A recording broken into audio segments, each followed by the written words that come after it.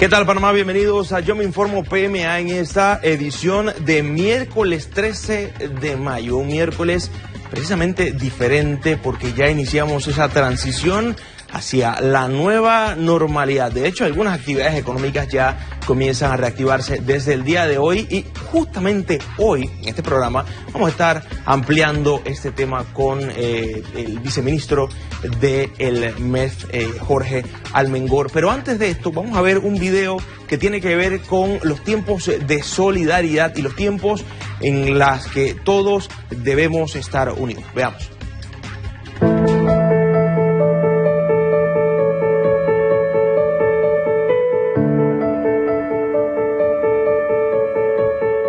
Unidos en oración, expresamos nuestra profunda gratitud a quienes trabajan las 24 horas del día, garantizando la vida, la seguridad, la atención médica, el abastecimiento de alimentos, la salubridad y el transporte público. Especialmente a nuestras autoridades gubernamentales y a los miles de voluntarios que se solidarizan con quienes más necesitan. Para los niños, niñas y adolescentes, rogamos para que se les garanticen las mismas oportunidades de educación y protección. Que el Plan Panamá Solidario llegue a todos los necesitados en esta pandemia. Sin exclusión política ni partidista, en justicia y equidad, sean panameños o extranjeros.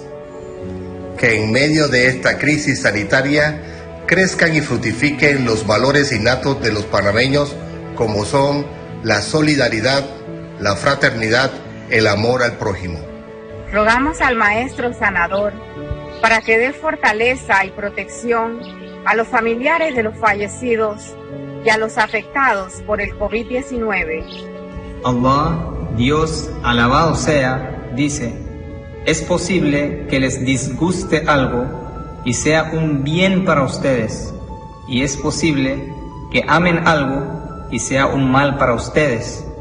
Allah todo lo sabe, pero ustedes no lo saben. Elevo mis ojos a los montes, dice el salmista. ¿De dónde vendrá mi ayuda? Mi ayuda viene de Dios, creador del cielo y la tierra. Que juntos podamos abrazar la esperanza en medio de estos días oscuros y de incertidumbre. Para que podamos reconstruir el país que todos queremos y nos merecemos.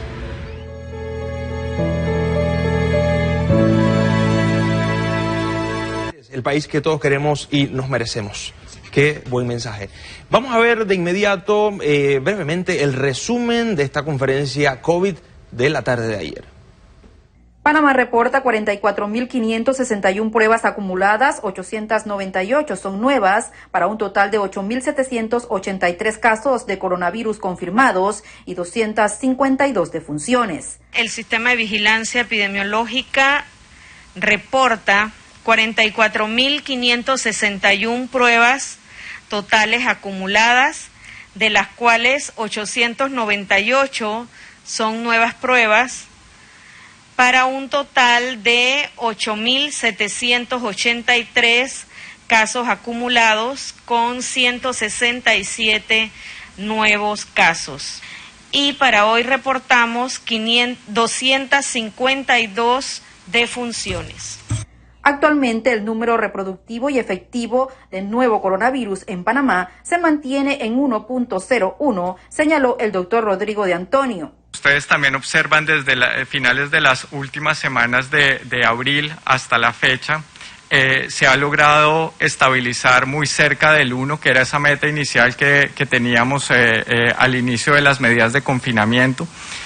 Reiterar básicamente que este número reproductivo efectivo tiene tres cosas que lo influencian.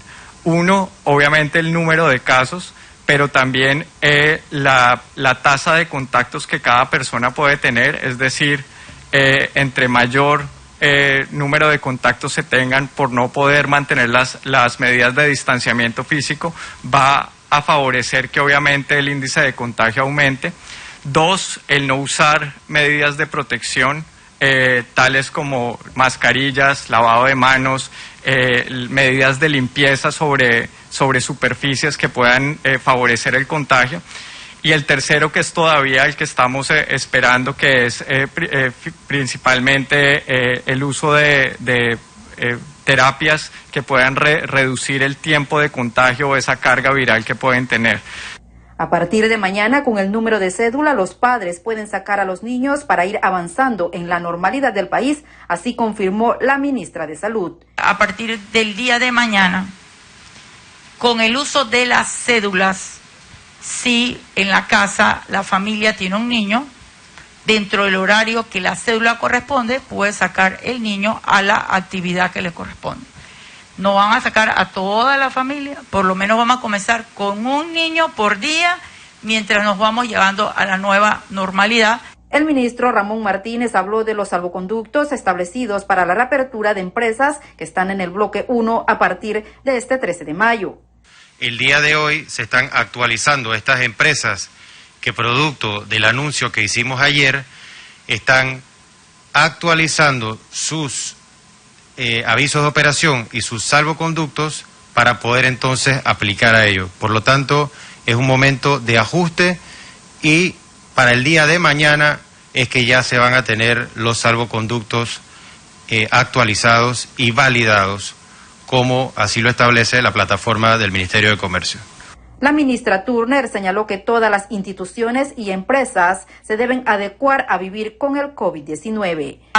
Es una logística compleja, amplia, y de salida tengo que decir que no será fácil y que tenemos que tener mucha paciencia para que las cosas salgan bien, porque lo que estamos viviendo es inédito.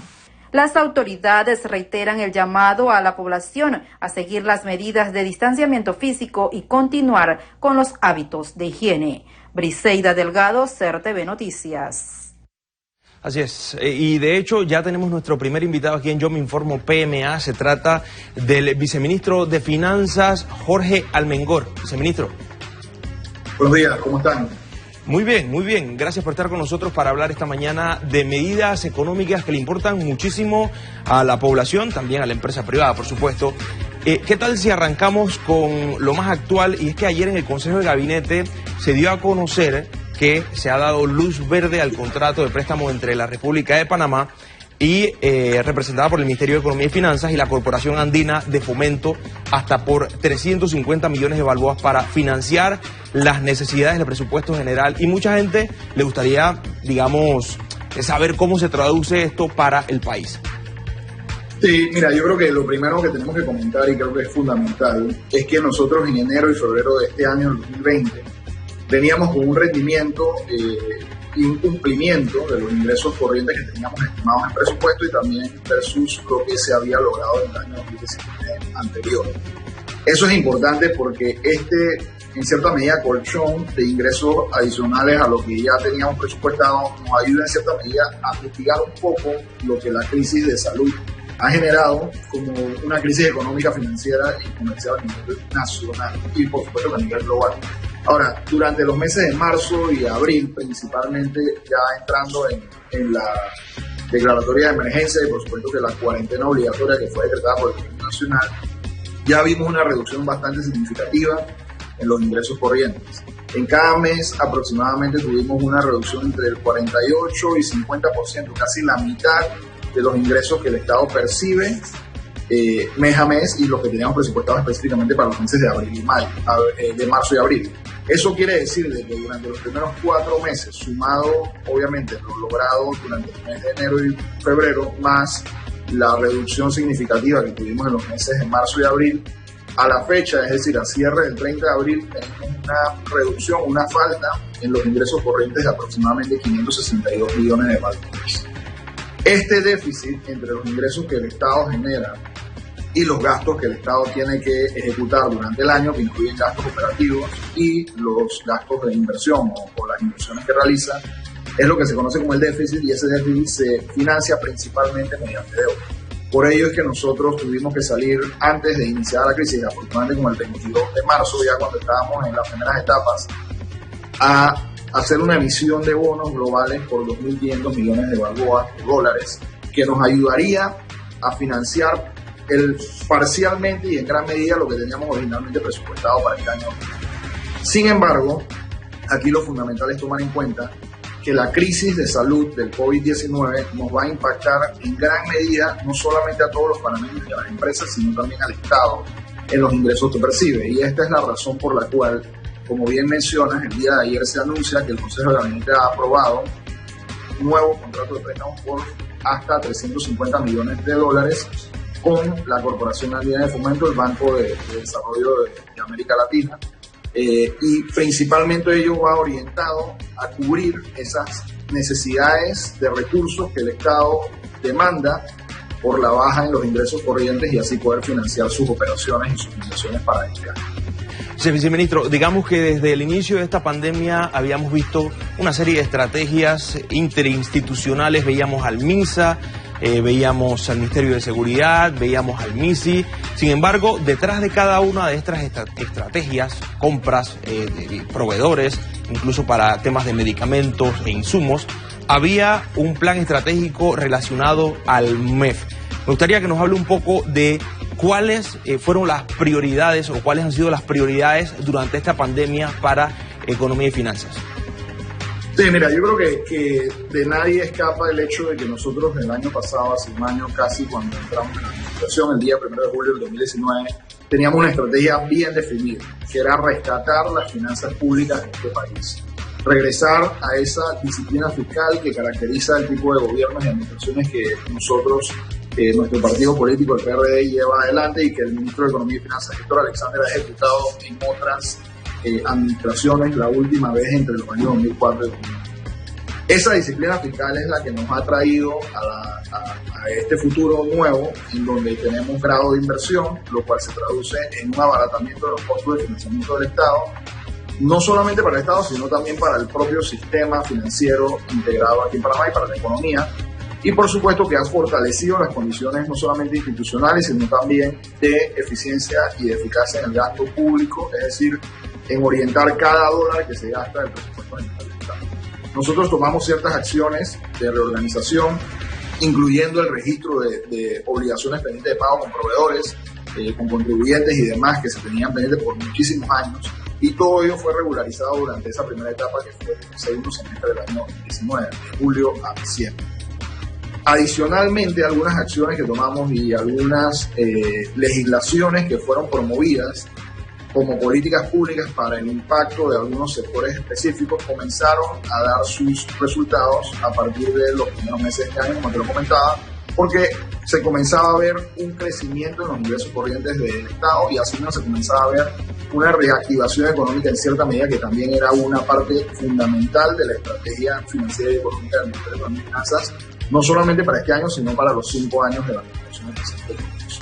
Sin embargo, cayendo la situación de la crisis de salud, que es el COVID-19, que impacta a nivel global, porque esto es algo de lo cual Panamá no escapa, y siendo una economía diversificada y interconectada con las demás economías a nivel regional e internacional, nosotros también estamos sufriendo impactos altamente negativos, no solamente en ingresos corrientes, sino también en las capacidades productivas de todo el país.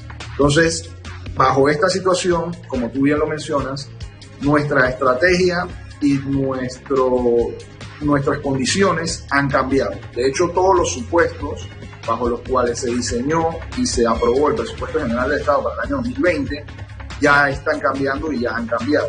Se tenía una previsión de que íbamos a tener un crecimiento entre 4 y 4,5% para este año. Eso es irreal, porque ya estamos viendo que mes a mes estamos teniendo una reducción casi del 50% de los ingresos corrientes que nosotros percibíamos, lo cual se traduce en que la economía en general se está desacelerando y que al final, como una perspectiva para este año, el mundo entero va a tener un decrecimiento, es decir, un crecimiento negativo con respecto a lo que ocurrió en el año 2019.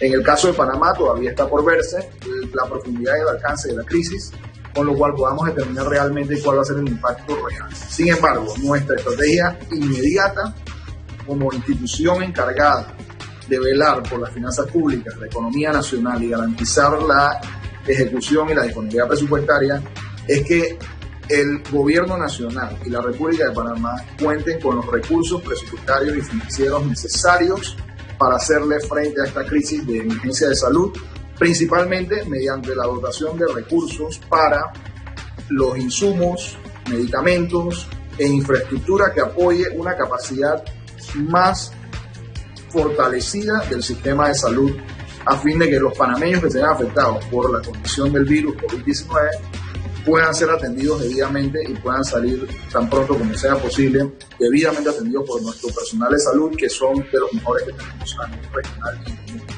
Adicionalmente, esta crisis de salud genera una crisis económica, financiera y comercial que se deriva posteriormente en una crisis social que ya lo estamos viviendo, y es en ella también donde tenemos que garantizar los recursos para que el programa Panamá Solidario, que es un paliativo, y entendemos como un paliativo una medida que apoye con cierta asignación de recursos, aunque sea temporal y aunque sea visto como recursos que no son suficientes, pero son recursos que llegan a la mayor cantidad de panameños que se encuentran en una situación vulnerable en estos momentos, a fin de que puedan tener recursos para surtir sus capacidades y necesidades más básicas. Y obviamente entendiendo, como te lo mencionaba, al no tener una dimensión exacta de cuánto tiempo va a tomar esta crisis y hasta cuánto nos va a costar, nosotros tenemos que tomar las decisiones con la información que tenemos actualmente, y por ello establecimos un programa que puede ser sostenible en el tiempo. Porque a pesar de que la crisis de salud y que el virus mismo se contenga a nivel nacional, nosotros vamos a tener que vivir con una nueva realidad, tanto desde un punto de vista empresarial, desde un punto de vista del sector público y desde un punto de vista personal, lo cual quiere decir de que en efecto las otras crisis generadas, económicas, financieras, comerciales y sociales, muy probablemente van a continuar por un tiempo mayor que la crisis de salud misma. Entonces, la estrategia del Ministerio de Economía y Finanzas en este momento inmediato es dotar de recursos al sector de salud, al sector de seguridad social y al sector alimentario, específicamente para apoyar a esos panameños más vulnerables. Por supuesto que esto va entrelazado con una estrategia hacia futuro, de que ya una vez, y que al día de hoy de hecho estamos comenzando ese proceso de reapertura, nosotros tengamos una estrategia de reactivación de los diferentes sectores económicos productivos a nivel nacional, tratando de rescatar esa mano de obra que de una u otra manera ha sido suspendida y cesada de muchos panameños, pero al mismo tiempo buscando la posibilidad de generar nuevos sectores y nuevas capacidades productivas a nivel nacional, dando esa nueva oferta de empleo para que estos panameños no se queden atrás y que más se puedan insertar al sector formal de la economía diversificada de este país. Obviamente que dentro de la estrategia, una parte fundamental es la revisión de todo lo que te comento, que son los déficits, las necesidades de cubrir los ingresos no solamente para este año, sino para los años posteriores, porque también es importante mencionar que lo que esta crisis impacta no es solamente el año 2020, sino también las capacidades de endeudamiento, las capacidades de inversión y las capacidades de gasto mediante déficit del Estado para los próximos 4 o 5 años de manera inmediata. Viceministro, digamos que la economía panameña también, la economía actual se ha basado en la confianza que se le ha brindado a aquellos inversionistas extranjeros en nuestro país. Y muchos se preguntan, tras pasar el COVID-19, ¿todavía se mantiene esta confianza para invertir en Panamá? Bueno, en efecto, lo podemos ver por un lado por la emisión de bonos que hemos realizado, un monto importante y con una sobredemanda de los montos que estábamos buscando de aproximadamente 3 veces el nivel. Eso quiere decir de que inversionistas, desde un punto de vista del sistema financiero, tienen alta confianza en la administración pública panameña, tienen alta confianza en el Estado panameño y en cómo el gobierno nacional maneja el presupuesto y la ejecución presupuestaria, la finanza pública y la economía. Eso por un lado. Como segunda instancia, todos los bancos multilaterales, incluyendo los organismos internacionales como el Fondo Monetario Internacional, el Banco Mundial, CAF, BID, BCE y demás, han apoyado las necesidades de emergencia o de recursos para la emergencia de salud de Panamá, y obviamente que en algunos casos son recursos que son de corto plazo, otros son de mediano y otros de inclusive aún más largo plazo. ¿Eso qué quiere decir? De que ellos tienen la confianza de que nosotros vamos a repagar esos recursos porque entienden, como lo ha entendido el mundo, de que la situación que vivimos, de la crisis de salud del COVID-19, es algo temporal. Y que a pesar de que no sepamos su alcance y su profundidad, en algún momento vamos a salir de ella y nosotros vamos a poder regresar a esa senda de reactivación y generación económica que todos obviamente anhelamos a nivel nacional como a nivel internacional. Adicional a ello, yo creo que no es menos importante mencionar también el hecho de que proveedores e inversionistas internacionales ya venían con un interés en cuanto a los nuevos proyectos, y de hecho durante esta etapa también hemos tenido diferentes llamadas y participaciones en donde hemos tratado de transmitir el nuevo orden de prioridades que va a tener la República de Panamá y el Estado específicamente para proyectos de inversión y desarrollo principalmente sociales. Estos proyectos sociales y proyectos de infraestructura inclusive, obviamente que tienen que ser ejecutados por empresas locales e internacionales.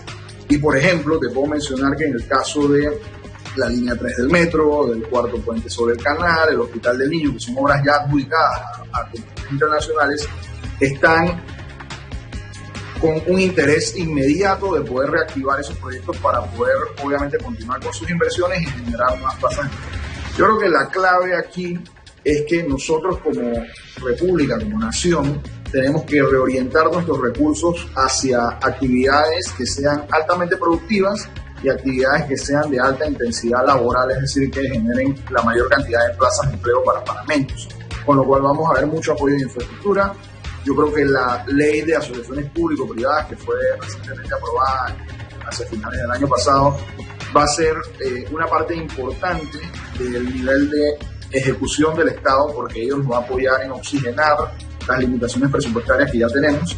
Y por otro lado, hay proyectos muy importantes, como por ejemplo el proyecto de ley que establece la sede de empresas multinacionales ampliadas, que específicamente va orientado al establecimiento de inversiones extranjeras directas específicamente orientadas para sectores de manufactura industrial en diferentes aspectos y capacidades, incluyendo digitales, tecnológicos y obviamente también de diferentes capacidades productivas, lo cual de una u otra manera va a apoyar en que como economía generemos nuevas oportunidades de empleo, nuevos sectores económicos y que definitivamente debería apoyarnos para salir en una mejor reactivación económica de esta crisis.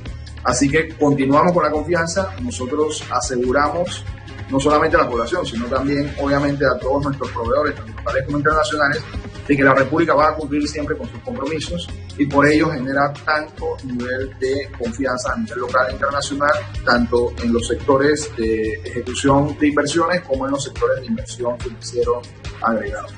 Así es, viceministro, por acá nos llega una pregunta con la etiqueta Yo me informo PMA y dice: ¿con qué organismos internacionales de financiamiento ha realizado transacciones el gobierno panameño y cuándo estarían disponibles estos fondos? Es la pregunta.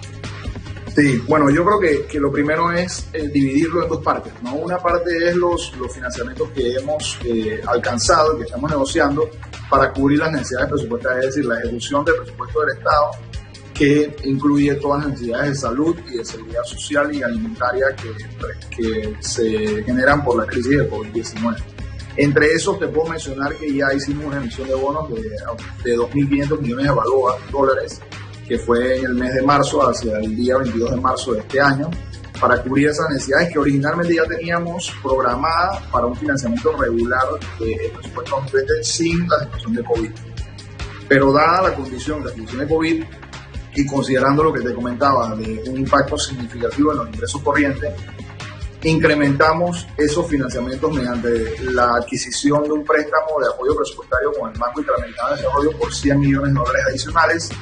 Ejecutamos o básicamente desembolsamos un préstamo que teníamos con el Banco Mundial, que va orientado específicamente a situaciones de emergencia para apoyo presupuestario, que era de 66 millones y nos quedaba pendiente 41 millones para desembolsar. Y el día de ayer se anunció la aprobación por parte del Consejo de Gabinete, como es requerido mediante los procesos administrativos, de un nuevo financiamiento de hasta 350 millones otorgado por la Corporación Andina de Fomento, el Banco de Desarrollo de América Latina. Eso por un lado específicamente orientado para el apoyo presupuestario y cubrir esas necesidades de ingresos que estamos teniendo, porque el déficit se está profundizando en la medida que los ingresos corrientes hayan visto reducidos. Por otro lado, para apoyar específicamente sectores durante la crisis de salud que estamos viviendo, nosotros logramos un financiamiento de $500 millones con el Fondo Monetario Internacional, que es una línea de facilidad de rápido desembolso, la cual se va a establecer a través de un fideicomiso como un fondo de liquidez en el Banco Nacional, administrado por el Banco Nacional de Panamá, y contando con criterios de elegibilidad y de acceso por parte de la Superintendencia de Bancos, que es el regulador bancario aquí en la plaza, en donde determinará mediante esos criterios cómo, bajo qué montos, cuántos límites y en qué momento los bancos puedan acceder a esta liquidez de último recurso, que al final del día se traduce en que con ella los bancos puedan voltearse y refinanciar obligaciones con el sector privado, es decir, con empresas y personas que tengan obligaciones con los bancos, y asimismo otorgar nuevos créditos o nuevos préstamos a esas personas y empresas que también lo demanden, no solamente durante la situación, sino a futuro. Adicional a esos 500 millones, se estima y se espera que el Banco Nacional de Panamá logre otros 500 millones adicionales que está negociando con bancos comerciales que van a tener garantía del MIGA, que es una agencia multilateral de garantía de inversiones del Banco Mundial, con lo cual este fondo de liquidez contaría con 1.000 millones. De igual manera, estamos estableciendo otro fondo específicamente orientado para el sector agropecuario, el sector de las micro, pequeñas y medianas empresas, por un monto de $300 millones originalmente, que serían aportados por el Banco Interamericano de Desarrollo, y que serían 50%, es decir, 150 millones hacia las agro y 150 millones hacia las micro, pequeñas y medianas empresas. Esas sí serían recursos que serían administrados por el Banco Nacional también, mediante un fideicomiso, pero como una banca de segundo piso, permitiendo que todas estas empresas y estos sectores puedan acceder a créditos, refinanciar sus operaciones, inclusive acceder a líneas de capital de trabajo o invertir en algún proyecto que tengan en un momento inmediato. Estos fondos básicamente se orientan de manera inmediata a tratar de preservar la mayor cantidad de empleos que podamos obtener en los diferentes sectores productivos de la economía nacional. Así es. Muchísimas gracias al viceministro de Finanzas, Jorge Almengol, por estar con nosotros a esta hora de la mañana en Yo Me Informo PMA, respondiendo a las preguntas de la ciudadanía. Muchas gracias, viceministro. Gracias a ustedes, que pasen buen día. Así es. Igualmente, que pase buen día. Amigos televidentes, vámonos a una pausa y al volver vamos a seguir hablando con nuestros invitados aquí en Yo Me Informo PMA.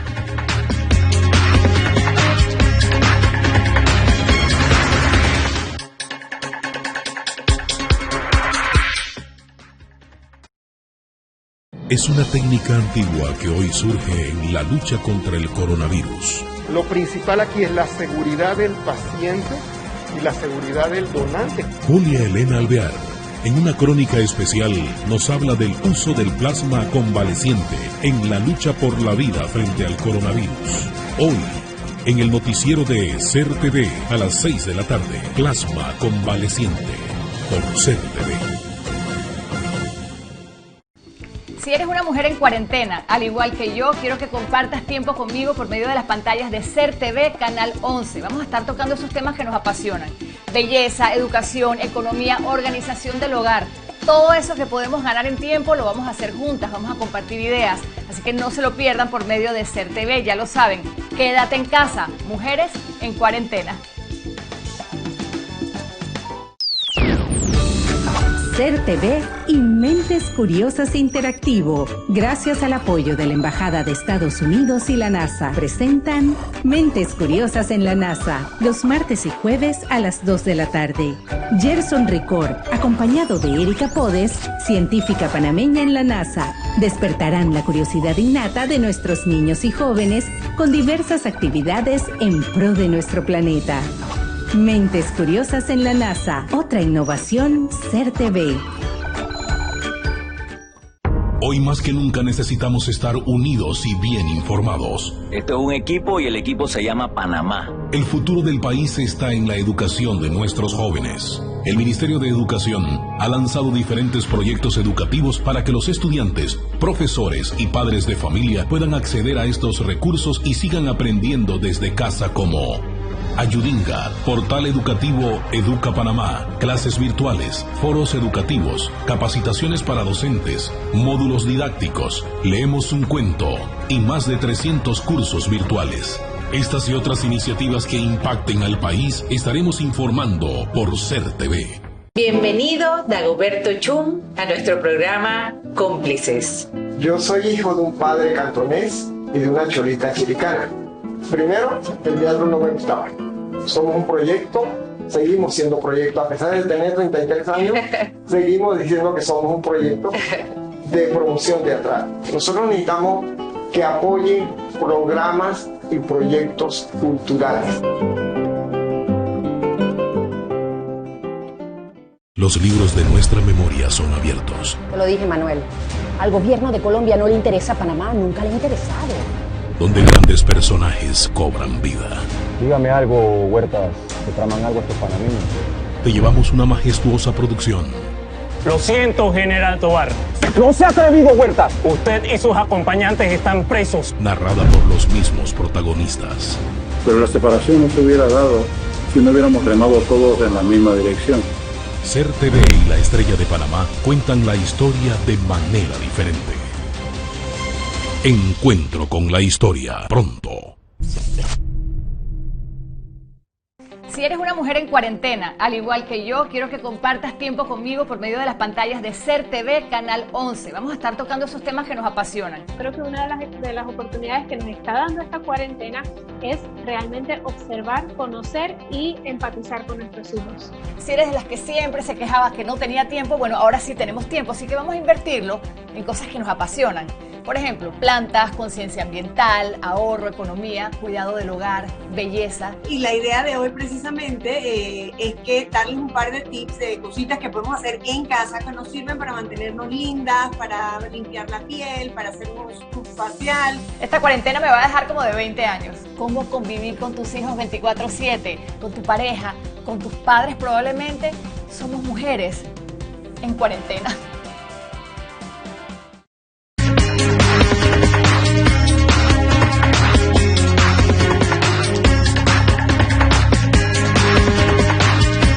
Gracias por seguir con nosotros aquí en Yo Me Informo PMA en esta edición de miércoles, y precisamente ya está con nosotros nuestra segunda invitada. Se trata de Nadia Porcel y es directora general de Salud Pública del Ministerio de Salud, porque precisamente ayer en la conferencia de prensa se anunciaron nuevas medidas hacia ese retorno de la nueva normalidad. Tenemos que acostumbrarnos mucho a ese término, la nueva normalidad. Y hay muchas preguntas que tienen que ver con el tiempo en el que a los niños se les puede sacar a dar una vuelta y en qué lugar, qué edades, y específicamente para hablar de ese tema se encuentra con nosotros a esta hora Nadia Porcel. Doctora, ¿cómo está usted? Buenos días, Bexeray, muchas gracias. Saludos a todos los que en este momento están viendo SER TV. Así es, gracias a usted por estar con nosotros a esta hora de la mañana. Nos gustaría que nos amplíe un poco en detalle qué pueden hacer los padres de familia con sus hijos, a qué horas y a qué lugares se les puede sacar a pasear. Muy bien, como lo expresó en el día de ayer la señora ministra, estamos dando la oportunidad para que los padres y las madres de familia en su horario de salida puedan sacar a pasear a uno de los niños que tengan en casa. Preferiblemente en áreas abiertas, en su comunidad, si tienen un parque. Y las actividades son diferentes, pues si el niño es muy pequeño, sacarlo en un cochecito a pasear. Hay niños que, por ejemplo, están muy pequeñitos, que si son recién nacidos y tal, y ellos pueden salir a tomar los rayos del sol, eso es importante. Y los niños más grandes, pues hacer alguna actividad con sus padres y sus madres, eso ya dependerá de los padres, de sus condiciones, pero en general es que ellos salgan a pasear, salgan de la parte del encierro de la casa. Eso a los niños pues en cierta forma les afecta.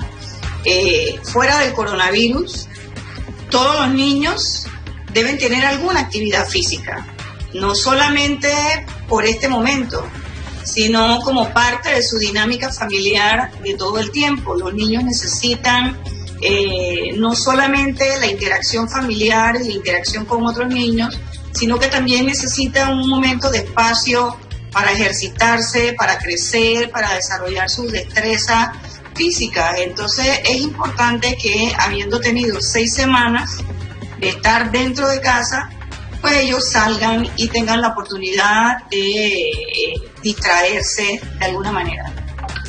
Directora, acá nos preguntan en redes sociales, dice, ¿hasta qué edades se considera niños jóvenes? O sea, si podrían los jóvenes de hasta 17 años salir a pasear, o existe alguna edad más baja, directora. Bueno, cuando la ministra se refería a niños, nosotros utilizamos la categorización que utiliza la Organización Mundial de la Salud. Los adolescentes comienzan de los 10 a los 19 años y consideramos niños todos los infantes hasta 8 años y todos los días que toquen hasta antes de que cumplan los 9 años. Todavía 9 años podemos quizá considerarlo. Pero lo importante es, sobre todo, con los pequeños, que son los que quizás no tienen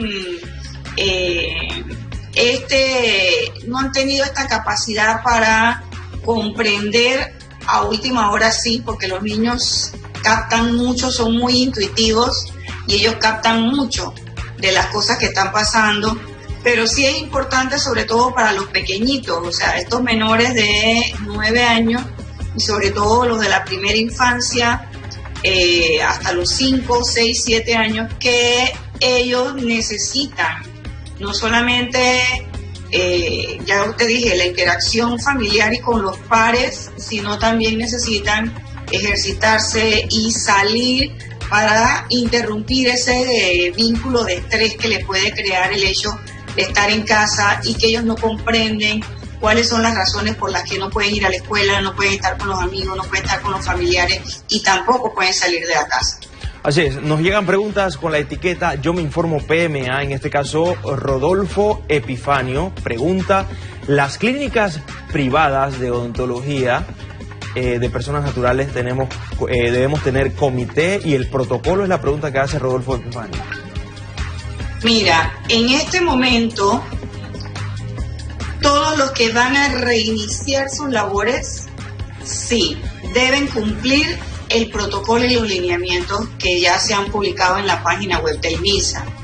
Y en esos lineamientos, cuando uno los lee, una de las cosas que colocamos es que no siempre se necesitan 10, 12 personas en un comité. Eso dependiendo, claro, de las empresas. Si la empresa es chiquita, con 1 o 2 personas es suficiente, pero tiene que haber alguien que revise que los protocolos se cumplan. ¿Por qué? Porque si yo estoy haciendo una atención en mi clínica odontológica, yo tengo que garantizar que, por ejemplo, se cumpla la parte del distanciamiento físico, en el sentido de que muchas personas van a querer llegar porque no han tenido oportunidad en 6 semanas de atenderse ni nada por el estilo. Entonces la clínica es una opción que se me ocurre.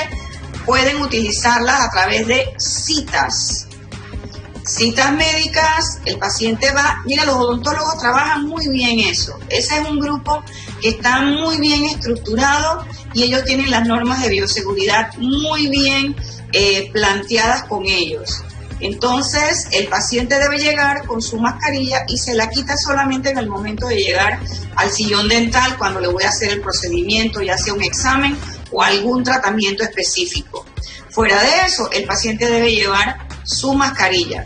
Si tengo otras personas que trabajan conmigo en la clínica, que además me hacen la parte administrativa y alguien que limpia, pues también hay un módulo de limpieza e higiene de las estructuras, y entonces hay que empezar a cumplir con estos 3 tipos de desinfectantes, que son los que vamos o estamos proponiendo para desinfectar la superficie y las áreas de los lugares donde se va a laborar.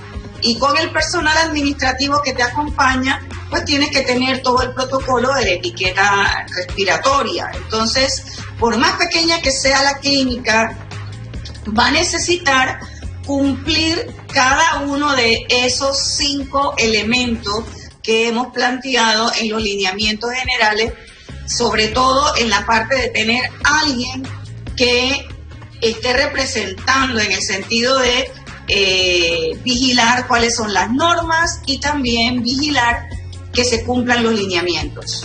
Así es, doctora, nos escribe por acá Euclides con la etiqueta Yo Me Informo PMA y dice: las pymes que ofrecemos servicios técnicos como mantenimiento de aire acondicionado, reparación de vehículos, servicio técnico, ¿cómo hacemos si no tenemos el personal para conformar el comité de higiene? Las que cumplen las normativas, ¿cómo podrán ser evaluadas?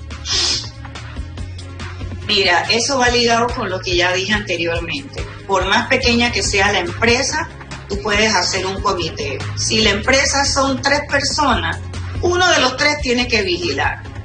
Si la empresa eres tú mismo, pues tú mismo vigilas. Nosotros hemos hecho un lineamiento general para abarcar a todas las actividades, pero por supuesto que los lineamientos no son una camisa de fuerza, por eso es que nosotros no hemos puesto un número específico, sino que dijimos entre 2 a 6 para las empresas que están ya bien constituidas.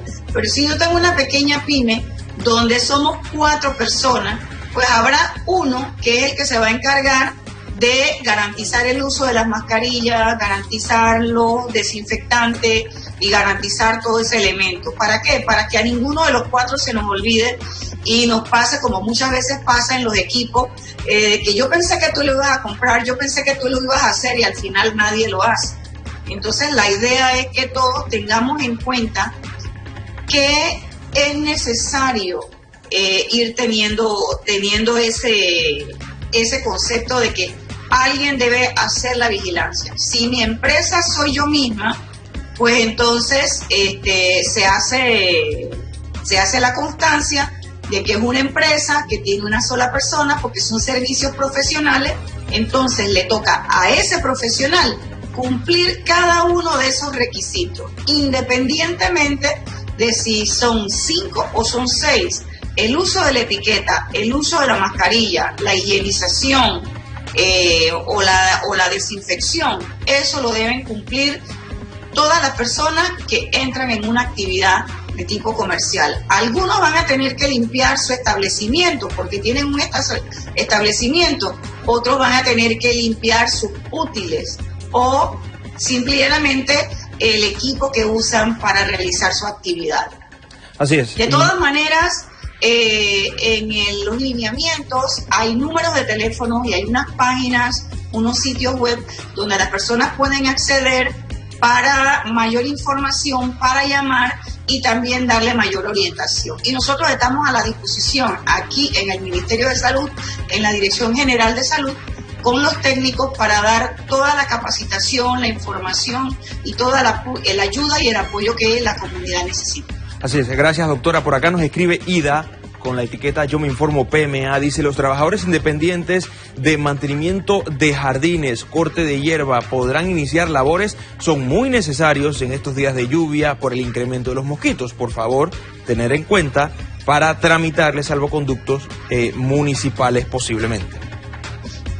Sí, en la mañana y en el día de ayer, el viceministro de Comercio e Industrias estaba comunicando que todas estas personas que realizan este tipo de servicios, por ejemplo, electricidad, jardines, que si arreglos de aire acondicionado, todo este tipo de cosas, pueden iniciar su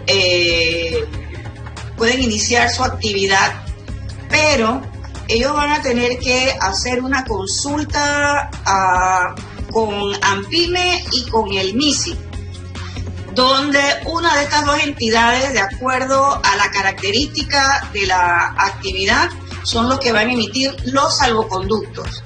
Y los salvoconductos van a ser bien específicos, bien especiales, en el sentido de que yo tengo que decir cuál va a ser mi ruta de trabajo y cuál es el horario en el que yo voy a desempeñar ese trabajo, porque ese salvoconducto es solamente para el ejercicio profesional en ese momento.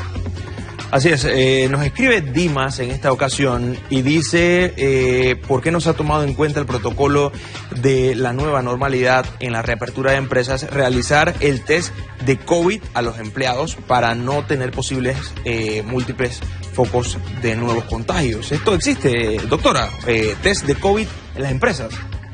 No, el test de COVID, que es lo que llama la gente, lo que diagnostica, refraseo, voy a decirlo correctamente, la prueba que realiza el diagnóstico del COVID-19 es una prueba que se llama PCR en tiempo real.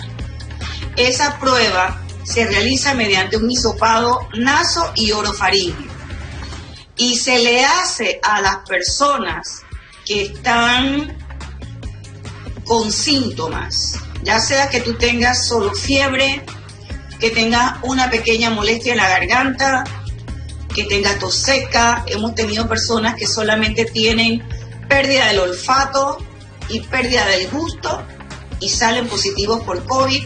Hemos tenido personas que tienen cuadros gastrointestinales. Entonces, cuando tienes síntomas, yo te capto, te hago el hisopado naso-orofaríngeo y entonces ahí podemos aislar el virus.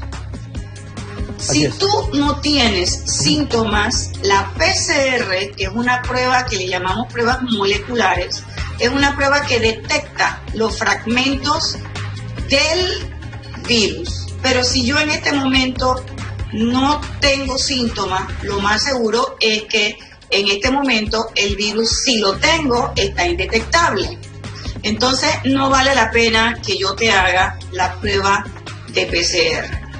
Existen otras pruebas que son las pruebas serológicas que detectan inmunoglobulinas M, inmunoglobulinas G.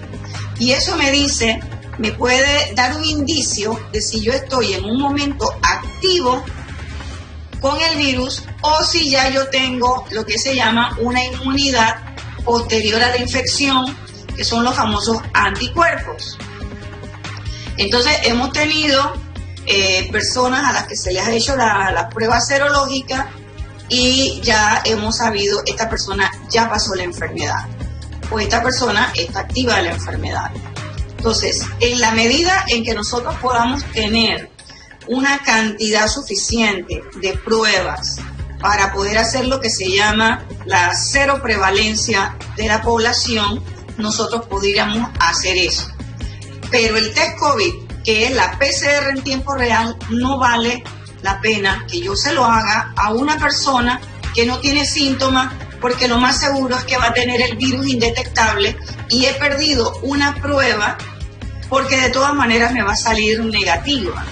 La prueba tiene su alto nivel de positividad cuando la persona tiene síntomas. Entonces, hacerle el test a todos los funcionarios o los colaboradores que van a entrar a la empresa, por esa vía no vale la pena.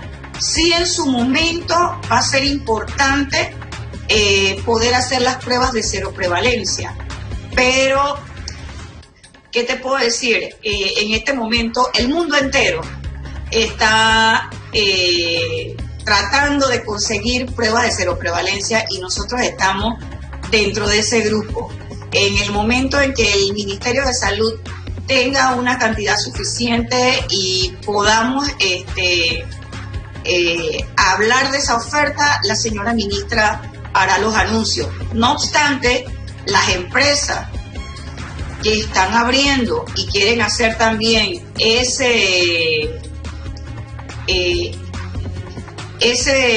quieren hacer ese tipo de actividades con sus colaboradores, pues entonces ellos están en libertad de conseguir las pruebas séricas y hacerlas siempre y cuando sean las pruebas que están siendo validadas por el Instituto Conmemorativo Gorgas, que además es el que certifica la calidad y la efectividad de las pruebas que se puedan comprar. Así es. Muchísimas gracias a la doctora Naya Porcel, directora general de Salud Pública del MINSA, por hacer docencia a esta hora de la mañana y responder a las preguntas de la ciudadanía con la etiqueta Yo Me Informo PMA. Muchísimas gracias, directora. Gracias a ustedes. Está realmente interesante la entrevista haciendo docencia, porque es indispensable hacer llegar esas respuestas a la ciudadanía. Y reiteramos que en la conferencia de prensa de la noche de ayer, la ministra de Salud, Rosario Turner, dio a conocer que los padres de familia podrán salir a partir de hoy y aprovechar el tiempo que le corresponde según su número de cédula para usarlo con sus hijos en perímetros cercanos a sus hogares y en áreas sociales de sus edificios. Esto no significa que usted va a ir con su niño al supermercado, no significa que usted se va a alejar, no significa que usted va a ir al Causeway, no va a ir a la cinta costera, significa que existe esta oportunidad, esta apertura dentro de la nueva normalidad para que su hijo pueda ir al parque cercano de su hogar o al área social de su edificio. Importante tomar en cuenta todos estos consejos del Ministerio de Salud. Ya hemos establecido contacto a esta hora de la mañana con nuestra fundación del día de hoy. Se trata de FANLIC. Estamos en contacto con Leslie Ducret, directora ejecutiva de FANLIC. ¿Cómo estás, Leslie? Muy bien, gracias. Leslie, qué bueno que estás con nosotros a esta hora de la mañana. Siempre te hemos visto trabajar desde hace muchos años en pro de los niños con leucemia y cáncer. Y nos gustaría que le hables un poco a la ciudadanía de ese rol que está jugando FANLIC en estos momentos, en estos tiempos de COVID-19. Bueno, sí, es bien importante informar a la comunidad sobre el tema del cáncer infantil. Mira, el cáncer infantil no es una enfermedad muy frecuente en niños, pero sin embargo es la primera causa de muerte en nuestro país de niños de 5 a 19 años. Entonces es bien importante tener en cuenta. Nosotros, por supuesto que a raíz de toda esta pandemia, de toda esta situación, hemos tenido que atravesar situaciones muy difíciles. Lo tienen que atravesar los pacientes y nosotros ayudarles. Quizás lo más difícil de todo esto ha sido el acceso al tratamiento, que es algo por lo que siempre hemos estado luchando, pero en esta situación se hace mucho más difícil para los niños. Primero, llegar hasta los hospitales. Eso fue el primer obstáculo que hemos tenido que vencer. Estamos en comunicación con cada uno de los niños, los llamamos a sus casas para poder trasladarlos de su casa a los hospitales. Los doctores les dan un salvoconducto, sin embargo, como sabemos, no es fácil transitar, no hay los medios de transporte suficientes, no queremos que ellos estén tampoco utilizando los medios de transporte porque son muy vulnerables. Como son niños que tienen las defensas bajas, van a ser mucho más vulnerables que cualquier otro niño. Entonces, el primer obstáculo que hemos tenido que vencer ha sido el tema de los traslados. Luego, por supuesto, en algunos momentos, medicamentos, hospedaje. Por todos los niños que viven demasiado lejos, que es muy difícil y que tienen que venir constantemente al hospital, los estamos hospedando aquí en la Fundación para que puedan estar cerca de los hospitales. También ha habido otros problemas, pero yo siento que definitivamente que esta situación pone a los niños en una situación. Si diría que antes teníamos problemas en nuestro país para el acceso al tratamiento, pues por supuesto que ahora tenemos más. Hay una situación que es que las consultas externas, que las consultas en los hospitales de pediatría están cerradas. Entonces, cuando un niño se enferma y podría tener los síntomas de un cáncer, quizás en estos meses no están yendo a ver al pediatra a hacer sus exámenes mensuales en pediatría, y eso hace que podamos tener, inclusive estamos pensando que vamos a tener casos de niños que puedan llegar muy tarde, y esto nos preocupa mucho. Leslie, nos gustaría que le des a la ciudadanía algún número de cuenta o de qué forma puede apoyar a FANLIC y de qué forma puede apoyar esa noble labor que realizan actualmente. Sí, casualmente estamos haciendo una campaña, empezamos en el día de ayer, que se llama El cáncer no respeta la cuarentena, el cáncer no para. Y la ayuda se necesita ya, se necesita en este momento, porque como dije, hay muchos obstáculos que salvar para poder salvar la vida de cientos de niños con cáncer. Aquí en FANLIC nosotros tenemos registrados 700 casos de niños en tratamiento y control del cáncer. Nosotros tenemos, por supuesto, que ahora ya tenemos Yapi, así que las personas pueden hacer por Yapi su donación.